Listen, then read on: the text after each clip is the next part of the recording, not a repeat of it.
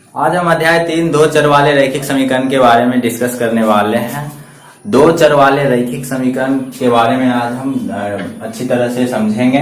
इससे पहले आप लोग मेरा पोलिनोमियल चैप्टर नहीं देखे हैं तो इसका लिंक मैं डिस्क्रिप्शन में दे दिया हूं, तो आप वहां पे जाके लिंक पे क्लिक करें और डायरेक्ट पोलिनोमियल चैप्टर के बारे में ध्यान से देखें। आज तो चलिए अब हम दो चर वाले रैखिक समीकरण के बारे में कुछ डिस्कस कर लेते हैं। दो चर वाले रैखिक समीकरण का डेफिनेशन होता है, ध्यान से देखेंगे, ax plus by plus c बराबर 0, जहां a b c Sai r और a does not 0 b does not 0 के रूप के समीकरण को दो चर यानी x और y वाले रैखिक समीकरण कहते हैं।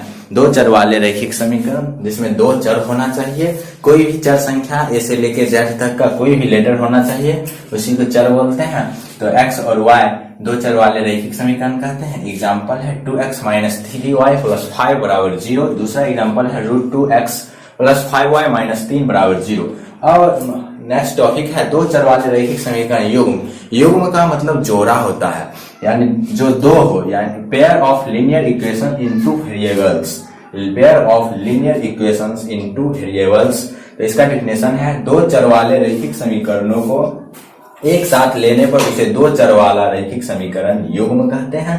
दो चर वाले रैखिक समीकरण को एक साथ लेने पर उसे दो चर वाला रैखिक समीकरण युग्म कहते हैं। तो इसका एग्जांपल है x plus y equal to, या दूसरा है x minus y equal 0। Second example है 2x प्लस 3y इक्वल 5 और 3x माइनस वाई बराबर 0। इसमें युग्म यानी जोड़ा में हुआ ये दो चर वाला रैखिक समीकरण एक और दूसरा है 3x माइनस वाई, इसलिए ये दो चर वाला रैखिक समीकरण युग्म है। अब नोट में एक बात ध्यान में रखेंगे, दो चर x और y में रैखिक समीकरण युग्म का व्यापक रूप general form a1x plus b1y plus c1 equal 0 and a2x plus b2y plus c2 equal 0, जहां a1 b1 c1 a2 b2 c2 ये सभी वास्तविक संख्या है।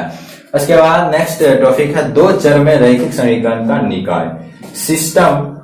System of linear equations into variables. दो चर में रैखिक समीकरण का निकाय।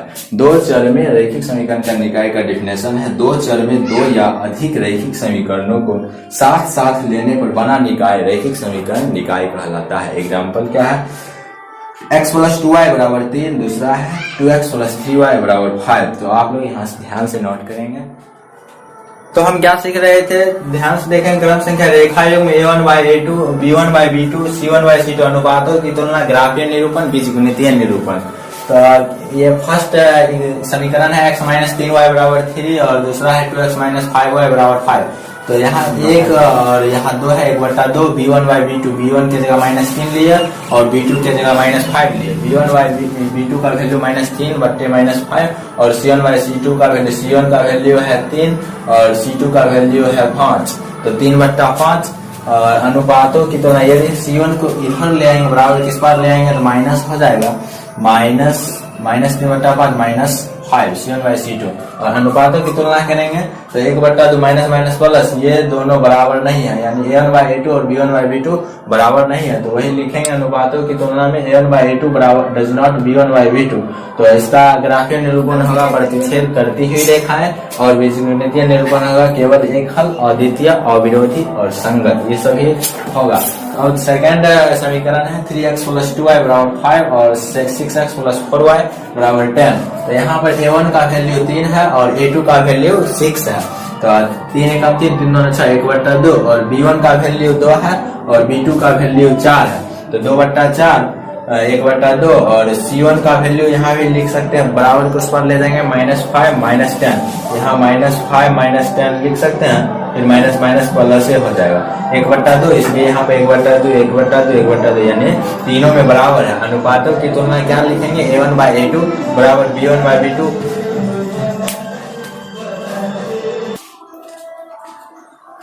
तो हम क्या जान रहे थे, ये तीनों बराबर है, a1 by a2 बराबर b1 by b2 बराबर c1 by c2। तो इसका ग्राफीय निरूपण समपाती रेखा होगा और बीजगणितीय निरूपण अपरिमित रूप से अनेक हल, संगत, विरोधी और आश्रित भी होगा। तो अब थर्ड समीकरण है x प्लस 2y बराबर 4 और 2x प्लस 4y बराबर 3। तो यहाँ पर a1 का वैल्यू 1 है और a2 का वैल्यू 2 है, 1/2 और b1 का वैल्यू 2 है और b2 का वैल्यू 4। तो 2/4 2 एकम 2 2 दूना 4 1/2 v1/v2 का वैल्यू कितना है 1/2 और c1/c2 cn को हम बराबर किस पर ले जाएंगे -4 और -3 -4 -3 माइनस प्लस हो जाएगा, इसलिए c1/c2 का वैल्यू कितना है 4/3। तो यहाँ पर a1/a2 और b1/b2 बराबर है और c1/c2 बराबर नहीं है, तो लिखेंगे ये अनुपातों की तुलना में a1/a2 बराबर b1/b2 बराबर नहीं c1/c2। और इसका ग्राफीय निरूपण समांतर रेखा का, इसका ग्राफ पर जब दर्शाएंगे तो समांतर एक दूसरे का समांतर रहेगा रेखा, समांतर रेखा है। और बीजगणितीय निरूपण में क्या होगा, कोई हल नहीं, असंगत, विरोधी। तो आप लोग ध्यान से नोट करेंगे। तो अब हमारा नेक्स्ट टॉपिक है रैखिक समीकरण निकाय को हल करने की मुख्य निम्न विधियां हैं। रैखिक समीकरण निकाय को हल करने की 3 विधियां हम यहाँ स्टेप बाय स्टेप डिफिनेशन के साथ बताने वाले हैं। और भी विधियां हैं, तो हम जो इम्पोर्टेंट मेथड है वो उसको समझाने का डिस्कस कर रहे हैं। तो ध्यान से देखिए, रैखिक समीकरण निकाय को हल करने की 3 विधियां, प्रतिस्थापन विधि, सब्स्टिट्यूशन मेथड, और विलोपन विधि, इल्यूमिनेशन मेथड, और वज्र गुणन विधि, क्रॉस मल्टीप्लिकेशन मेथड। तो प्रतिस्थापन विधि का डिस्कस करेंगे। प्रतिस्थापन विधि है, इसका डिफिनेशन लिखे हैं। इस विधि में दिए गए समीकरणों में से एक अज्ञात राशि y की दूसरी अज्ञात राशि x के पदों में व्यक्त किया जाता है और तब इसका मान दूसरे समीकरण में रखा जाता है। इस प्रकार हम एक चर x वाला रैखिक समीकरण प्राप्त करते हैं,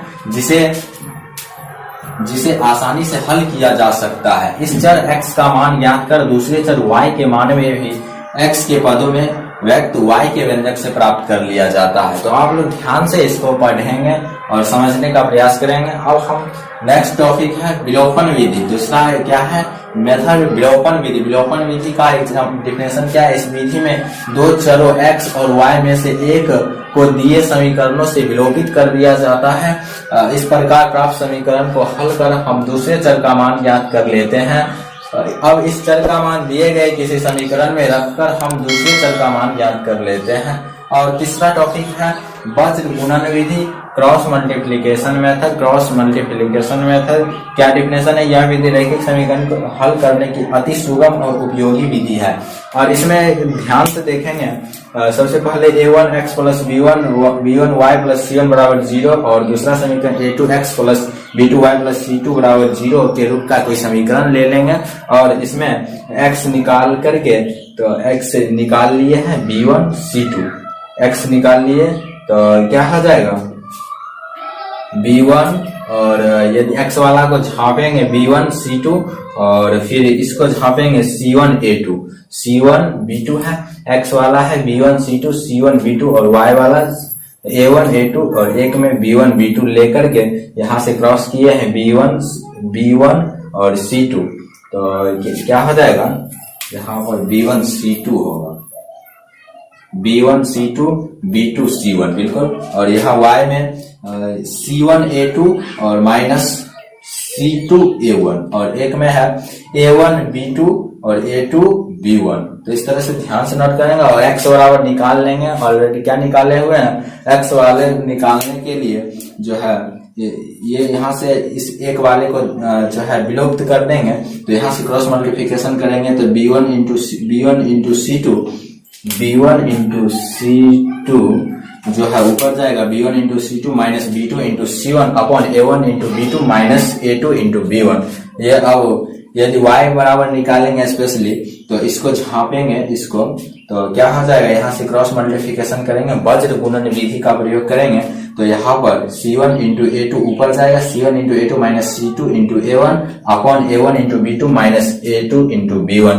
तो x और y का मान ध्यान से याद रखेंगे तो वज्र गुणन विधि निकालने में कोई प्रॉब्लम नहीं होगा। तो अब हम इस तीनों मेथड पर एक सवाल सॉल्यूशन करने वाले हैं, तो आप लोग सॉल्यूशन ध्यान से देखें स्टेप बाय स्टेप, कैसे किस मेथड का प्रयोग कहाँ कैसे करना है उस सवाल में क्लियर हो जाएगा।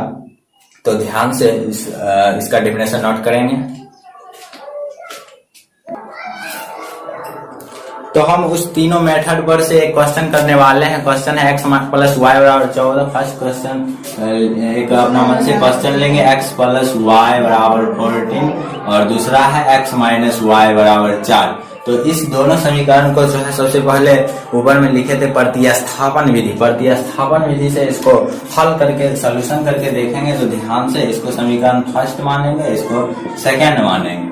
लिखेंगे सॉल्यूशन गिवन प्रतिस्थापन विधि।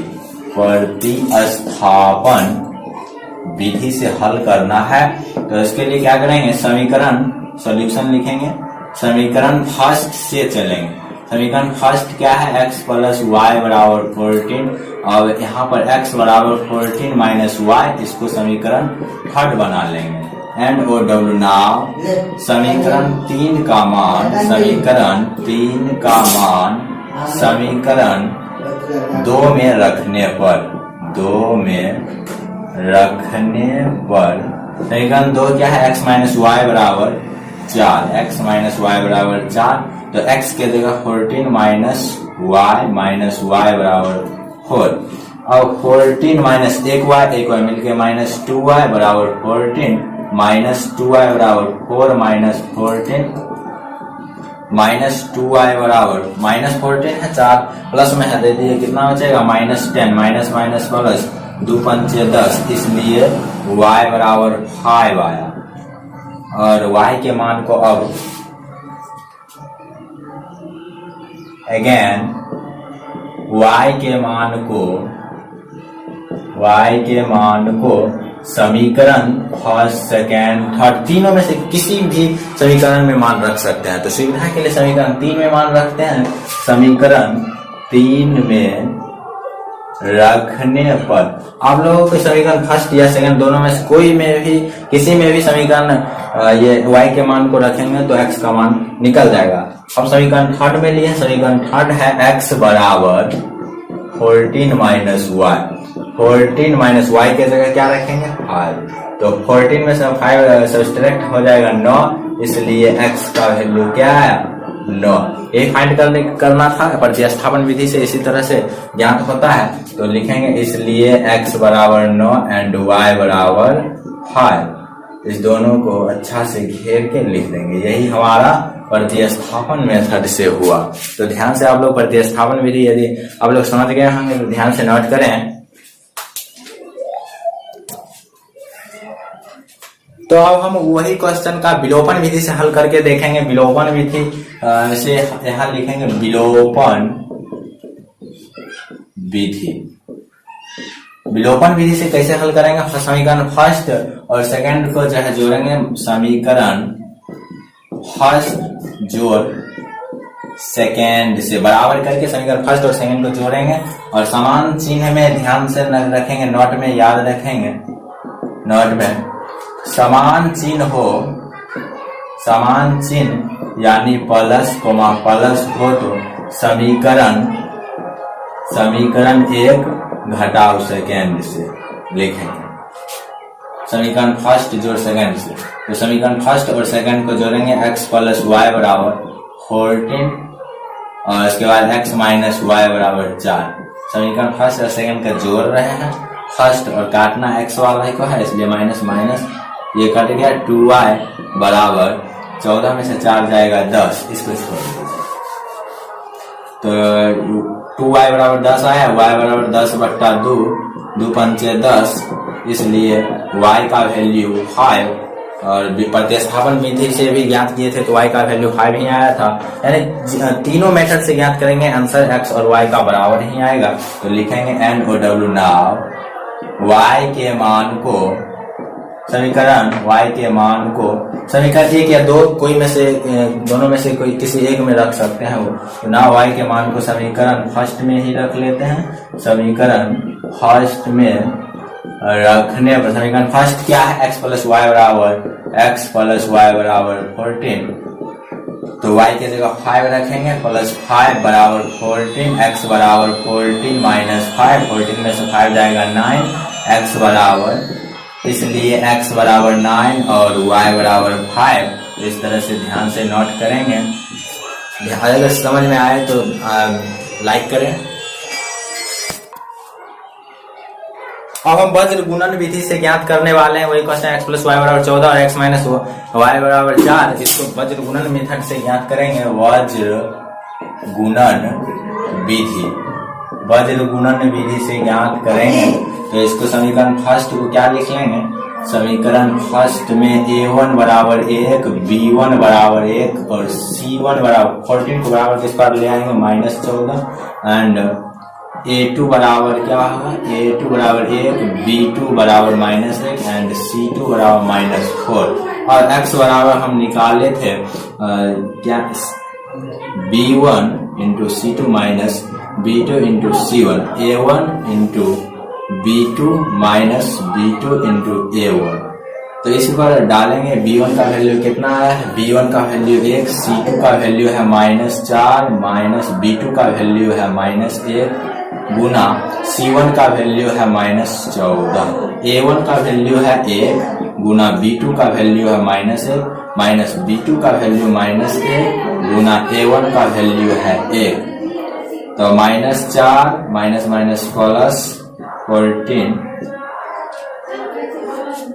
-1 -1 minus minus -1 minus minus plus 1, b2 का वैल्यू है -1 और a1 का वैल्यू है 1। तो क्या करेंगे माइनस माइनस प्लस, यहाँ पर यदि प्लस हो जाता है, ध्यान से 2 मिनट रुकेंगे। तो a1 का वैल्यू 1 है और b2 का वैल्यू -1 माइनस a2 का वैल्यू 1 है, b1 का वैल्यू 1 है। तो लिखेंगे और -4 माइनस 14 और -1 -18 बाय -2 माइनस माइनस प्लस 2 नमा 18, इसलिए x का वैल्यू क्या है, इसलिए x बराबर 9। अब हमें चाहिए y एंड y बराबर भी फॉर्मूला है c1 into a2 minus c2 into a1, उसके बाद a1 into b2 minus b2 into a1। तो c1 का वैल्यू क्या है, c1 का वैल्यू है -14 गुना a2 का वैल्यू है 1 माइनस c2 का वैल्यू -4 गुना a1 का वैल्यू 1 है और a1 b1 बराबर ही होगा 1 गुना 1 यानी नीचे -2 लिख सकते हैं यहाँ से देख करके। तो -14 -4 अपॉन -2 क्या होगा, c1 इंटू c1 का वैल्यू -14 इंटू a2। तो कहाँ पे थे -14 माइनस माइनस प्लस 4, अब -14 में से 10 जाएगा -10 बट्टा -2 माइनस माइनस प्लस 2 पंचे 10, इसलिए x का वैल्यू क्या आया, इसलिए x बराबर 5, x नहीं y बराबर, इसलिए y बराबर, ये y बराबर है, लिखते चलेंगे y बराबर अंत में लिख देंगे, इसलिए x बराबर कितना आया है, x बराबर 9 है और y बराबर 5 है। ये ही हमारा आंसर होगा, यानी एक सवाल का तीनों मेथड से बना है, तीनों मेथड में x का मान 9 आया और y का मान 5 आया। तो किसी भी मेथड से बनाएंगे आंसर सेम ही होना चाहिए, सिर्फ तरीका इसका अलग अलग होता है। तो ध्यान से नोट करेंगे। अब ये कॉन्सेप्ट दे दिया, अब मैंने एक्सरसाइज 3.1 बताएंगे, सीखेंगे 3.1 के बारे में, तो ध्यान से आप लोग नोट करेंगे। मैंने पीछे 2 चर वाले रैखिक समीकरण से संबंधित कुछ कॉन्सेप्ट देने का काम किया था, तो ध्यान आप लोग ने बहुत अच्छी तरह से देखा था। तो अब हम एक्सरसाइज 3.1 के बारे में सीखेंगे। एक्सरसाइज 3.1 का पहला क्वेश्चन आप लोगों का स्क्रीन पे आ रहा है, इस तरह से क्वेश्चन नंबर 1 पढ़ेंगे। अफ्ताब अपनी पुत्री से कहता है 7 वर्ष पूर्व मैं तुमसे 7 गुनी आयु का था, अब से 3 वर्ष बाद मैं तुमसे केवल 3 गुनी आयु का रह जाऊंगा। इस स्थिति को बीजगणितीय एवं ग्राफियन रूपों में व्यक्त कीजिए। तो फर्स्ट क्वेश्चन का सोल्यूशन गिवन लिखेंगे। Question 1 solution given. अफ्ताब अपनी पुत्री से कहता है 7 वर्ष पूर्व यानी पहले, माना कि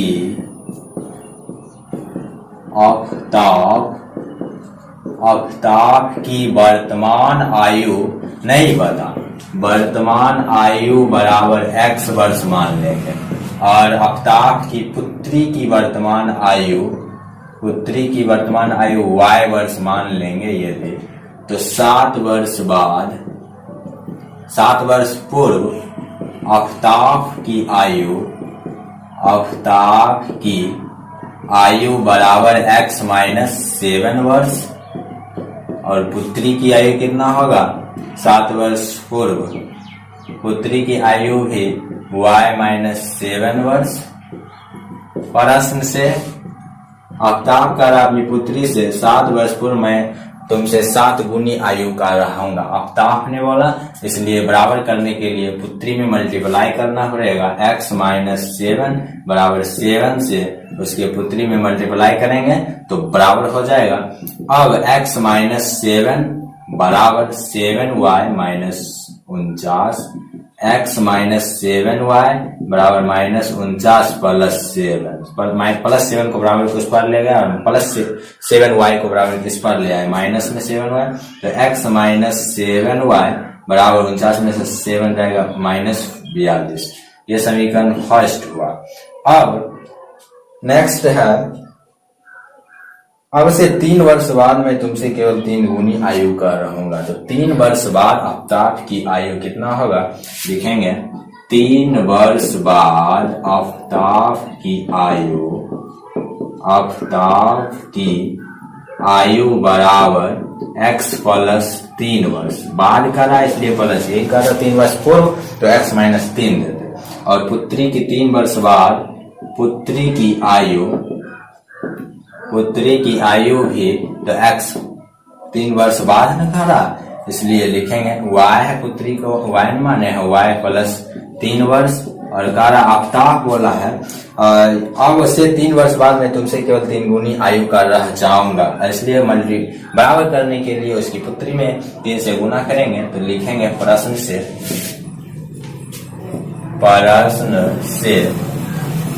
x प्लस 3 बराबर 3 से मल्टीप्लाई करेंगे पुत्री में और कल ये x प्लस 3 बराबर 3 इंटू वाई प्लस 3 दिया 9, x माइनस 3y बराबर 9 माइनस 3, इसलिए x माइनस 3y बराबर 6।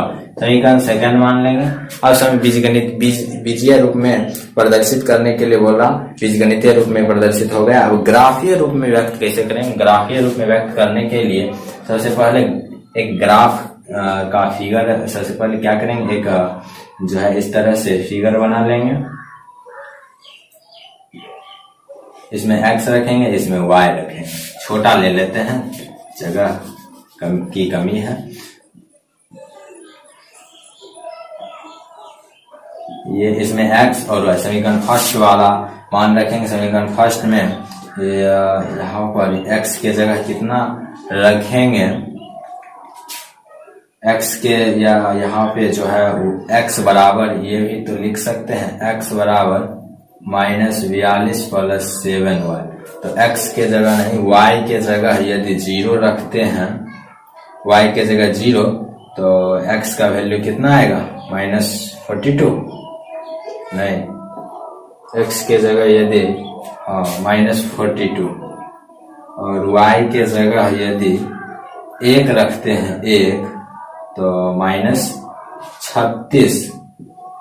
इसी तरह से सेकेंड समीकरण में भी इस तरह से एक डब्बा बना के x और y का मान रख करके और ग्राफ कॉपी पर इस तरह से ग्राफ खींच करके और मान बैठा करके और अपना ग्राफ लाइनिंग खींच देंगे, वही हो गया ग्राफीय निरूपण।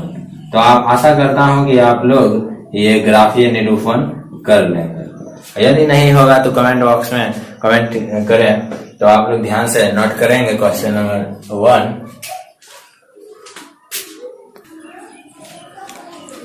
तो क्वेश्चन नंबर 2 आप लोगों का स्क्रीन पे इस तरह से आ रहा है। क्वेश्चन नंबर 2 पढ़ेंगे ध्यान से। क्रिकेट टीम के एक कोच ने 3900 में 3 बल्ले तथा 6 गेंदें खरीदी। बाद में उसने एक और बल्ला तथा उसी प्रकार के 3 गेंदें 1300 में खरीदी। इस स्थिति को बीजगणितीय तथा ज्यामितीय रूपों में व्यक्त कीजिए। तो दूसरा क्वेश्चन का सोल्यूशन लिखेंगे। सोल्यूशन गिवन, एक क्रिकेट टीम के एक कोच ने 3900 में 3 बल्ला और 6 गेंद खरीदी, ठीक है ना। तो लिखेंगे माना कि एक बल्ले और गेंद का, एक बल्ले और गेंद की कीमत क्रमशः नहीं पता है, एक्स और वाई मान लेंगे। एक्स और वाई है, इसलिए एक क्रिकेट टीम के कोच ने कितना बल्ला, 3 बल्ला और 6 गेंदे खरीदा है, इसलिए 3 बल्ले और 6 गेंद की कीमत बराबर, तो बल्ले का कीमत x लिया है इसलिए 3x प्लस, और गेंद का कीमत y लिया है, 6 गेंद है इसलिए 6y, और इसका कुल कीमत कितना है 3900 रुपया, तो 3900 लिखेंगे, इसलिए 3x प्लस 6y बराबर 3900, ये समीकरण फर्स्ट। और अगेन बाद में उसने एक और बल्ला तथा उसी प्रकार की 3 गेंदे 1300 में खरीदा, तो लिखेंगे एक बल्ले और 3 गेंद की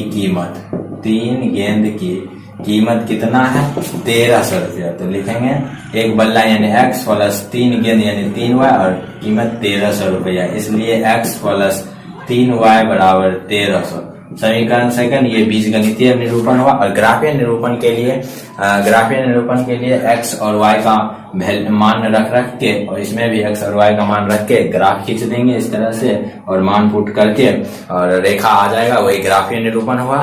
तो आप लोग, आशा करता हूं कि ये ग्राफीय निरूपण आप लोग कर लेंगे, तो ध्यान से क्वेश्चन नंबर 2 नोट करेंगे।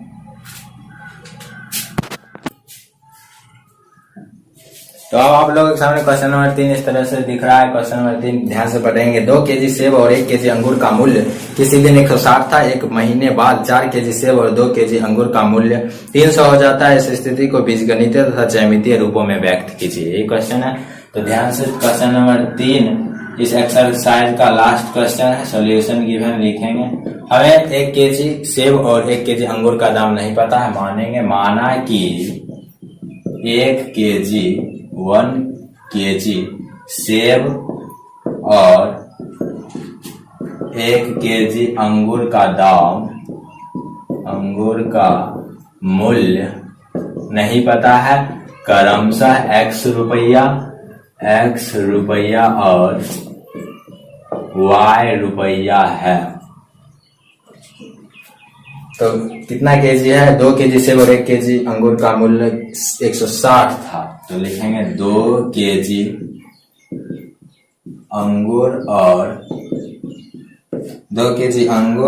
1 केजी 2 केजी सेब है। 2 केजी सेब और 1 केजी अंगूर का कीमत बराबर 1 केजी सेब का मूल्य x माने हैं और 1 केजी अंगूर का मूल्य y रुपया माने हैं। तो यहाँ पर 2 केजी सेब है तो 2 गुना x प्लस 2y और प्लस 1 केजी अंगूर है, 1 केजी अंगूर का दाम y माने हैं, y रुपया।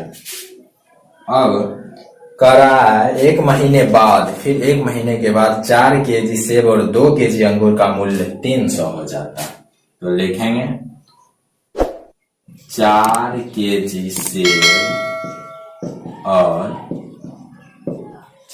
सेब और 2 केजी अंगूर